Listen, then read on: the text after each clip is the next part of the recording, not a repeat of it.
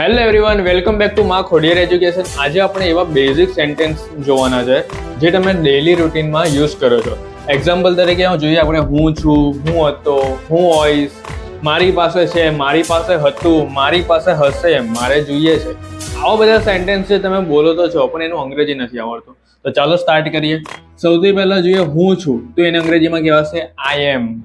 હું હતો, I was. હું હોઈશ, આઈ વિલ બી. મારી પાસે છે, આઈ હેવ.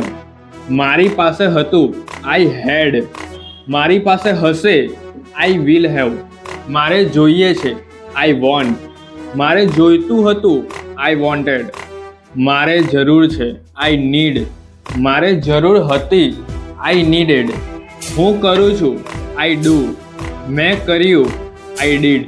તો આવા સેન્ટેન્સ જોવા માટે યુટ્યુબ પર માં ખોડિયાર એજ્યુકેશન ચેનલને સબસ્ક્રાઇબ કરી દેજો. Thank you.